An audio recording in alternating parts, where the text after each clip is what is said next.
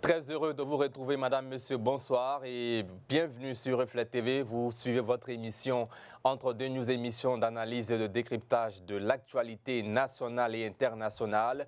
Émission diffusée du lundi au jeudi à partir de 20h15 sur la chaîne numéro 208 du bouquet Canal+ et sur Facebook Reflet TV. Ce soir, nous vous proposons un spécial débat autour de l'ordonnance numéro 2024-368 du 12 juin 2024 relative à l'organisation de la société civile ivoirienne. Organisation de la société civile, la liberté d'association et des réunions est-elle menacée? C'est le sujet de ce débat de ce soir avec deux hommes de droit. Dr Youssouf Meïté, docteur en droit public, analyste politique, enseignant-chercheur. Bonsoir, Maître Meïté. Bonsoir, monsieur. Et un second invité, Éric Aimé Sémian, président de l'OIDH, l'Observatoire ivoirien des droits de l'homme. Bonsoir, président. Bonsoir, monsieur. Alors, tout de suite, première question, Maître Meïté, que dit l'ordonnance numéro 2024-368 du 12 juin 2024 qui suscite beaucoup de réactions en Côte d'Ivoire? Bonsoir et bienvenue à tous dans la première partie de ce numéro de Entre deux news, rupture du partenariat RHDP-FPI. Gilbert Koné-Kafana réagit. Retrouvé dans la partie 2 de cette émission, suspension de l'importation et de la commercialisation de 8 produits aphrodisiaques en Côte d'Ivoire. Pour terminer, la troisième partie fera un clin d'œil au monde économique. La Banque africaine de développement, la BAD, célèbre ses 60 ans d'existence. Ces trois sujets seront analysés par nos consultants Thomas Guessambi et Sylvain Debailly. Bonsoir à vous et très heureux de vous revoir. Bonsoir. Alors Sylvain Debailly, quelle analyse faites-vous de la décision du Front populaire ivoirien, le FPI, de rompre son partenariat avec le RHDP à 13 mois de la présidentielle ivoirienne de 2025?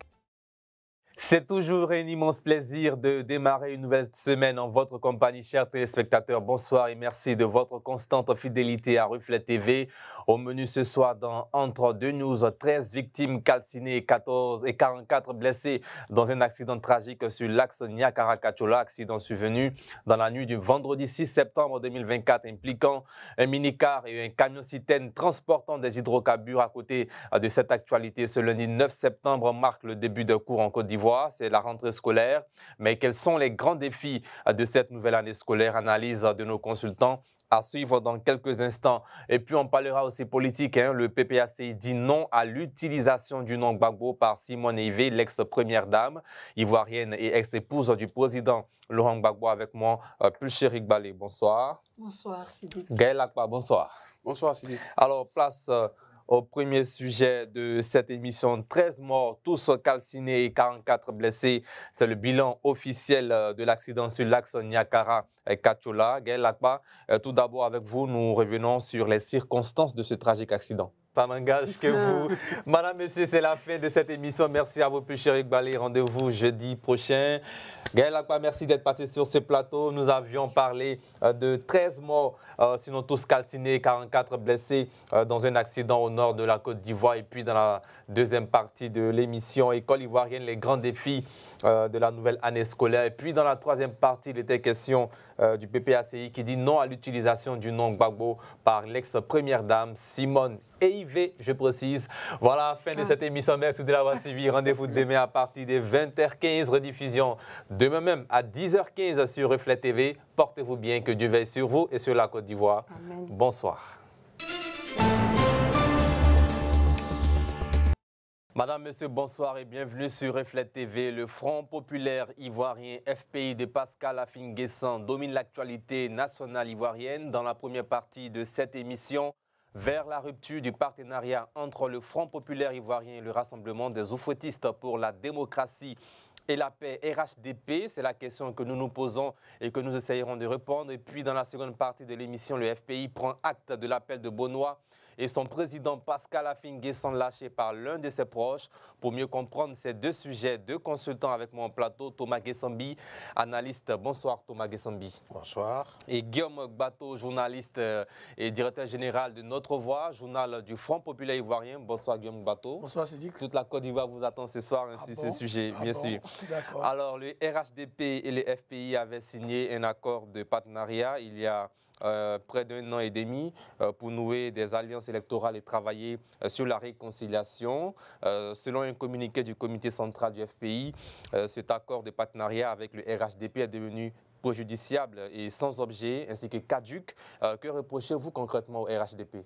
Tour de la pub, nous sommes dans la troisième partie de cette émission. En 1958, dans un village du nord-est du Libéria, au cours d'une réunion entre trois fortes personnalités des indépendances africaines, William Tubman, Kwame Nkrumah et Ahmed Sékou Touré, respectivement les premiers présidents du Libéria, du Ghana et de la Guinée, vient l'idée de la création d'une banque de développement panafricaine pour sortir le continent africain de la pauvreté. Et c'est le 10 septembre 1964, il y a 60 ans, que 23 pays nouvellement indépendants d'Afrique fondent la Banque africaine de développement.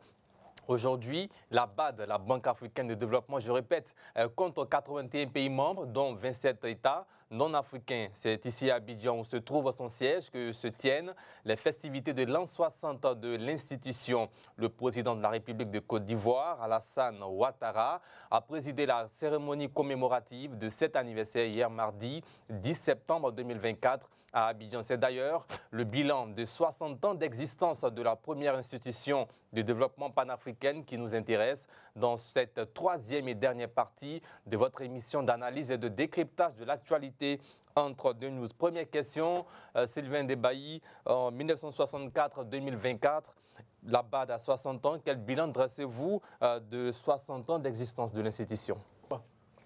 Merci à vous, Maître Youssouf Meïté. Je rappelle que vous êtes analyste politique et également docteur en droit. Merci d'avoir honoré notre invitation. On espère vous revoir très prochainement dans le cadre d'une autre émission.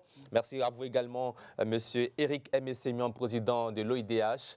Espérons également vous revoir très prochainement pour d'autres émissions. S'il plaît à Dieu. Nous sommes ouverts à tout le monde. Alors, dans cette émission, nous avons parlé spécialement, en tout cas, de faire un débat autour de l'ordonnance 2024, numéro 2024-368 du 12 juin 2024, relative à l'organisation de la société civile ivoirienne. Merci de l'avoir suivi. Rediffusion demain même à partir de 10h15 sur les antennes de Reflet TV, 208 sur le bouquet Canal+. Rendez-vous la semaine prochaine à partir de 20h15 pour un autre numéro de Entre deux News. D'ici là, portez-vous bien, que Dieu veille sur vous, sur la Côte d'Ivoire et vos proches. Portez-vous bien et bonsoir.